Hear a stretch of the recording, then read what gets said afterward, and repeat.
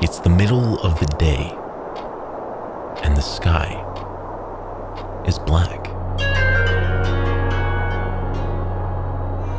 No sunlight has shone here in 5 months, and no humans live within 1,000 miles. But a man plants his feet in the snow and grips onto a sledge, waiting for the signal to leave him behind. The man fastens a battery-powered radio to the side of his sledge. Every minute, it sends his location to a NASA satellite orbiting above. He secures a rifle close to where he can reach it, and a secondary emergency radio. It'll take a rescue team at least 12 hours to reach him.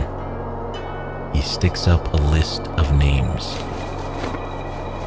He waves to the propeller plane waiting on the ice, and inside, a photographer from National Geographic watches back from the window. He's been flown out to show the man how to take pictures during his expedition, but he wants one last photo for the man's wife back in Tokyo. The plane door flings open. A minus 51-degree wind chill batters the photographer's body and reminds him he forgot to dry his wet gloves. Within seconds, his hands freeze over and he soon contracts frostbite. 43 years later, the photographer's fingers still turn numb in the cold. And whenever he feels that pain, he's immediately taken back to the sight of the man standing alone in the darkness of the noon Arctic tundra.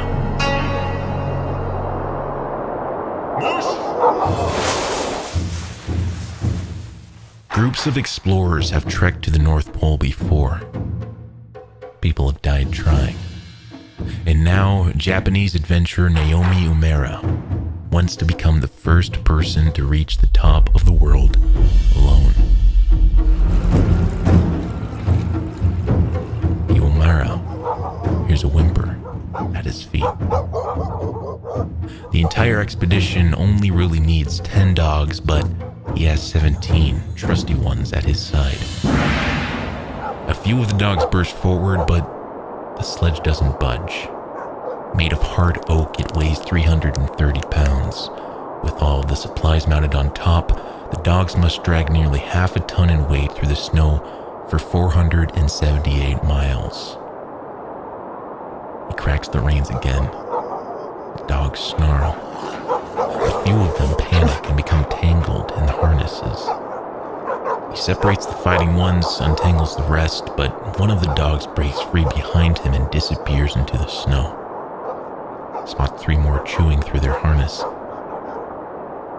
Other expeditions are navigating the North Pole right now as well. The resulting shortage of dogs meant that for every good dog Umera could find, he's forced to take 2 that are not familiar with such conditions. After a day's struggle, he learns which dogs turn to the left and which turn to the right, and which turn to the right when told to turn left, and vice versa. By now, he struggles to hold up his arms. Cold air leaves his mouth as he reads the list of names stuck to his handlebars.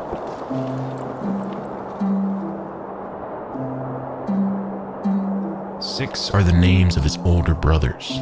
They grew up in a farmhouse in Tajima, an area in the south of Japan that suffers heavy snowfalls during its harsh winters.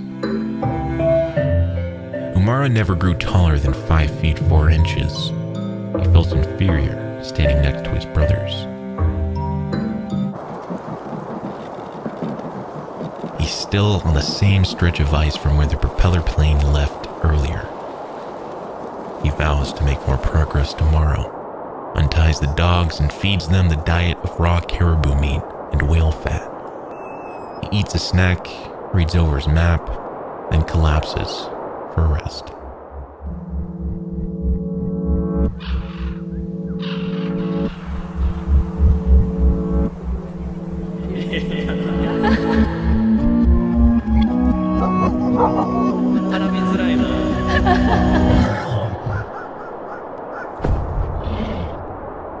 corners where he left his gun. In the sledge, unloaded. The crunching stops. Whatever is out there now stands less than an arm length away on the other side of the nylon sheet. He stops breathing. A hole breaks down the side of the tent and the snow roars inside. In the darkness, the white glow of an intruder's face is clear to see. Poking its head through the hole is the largest carnivore known in the world. He is trapped. The polar bear sniffs Ymera's back and snorts with excitement. It slashes its palm and brings the tent crashing down over him. Devours its meal. After a few minutes, it emerges, red blood smeared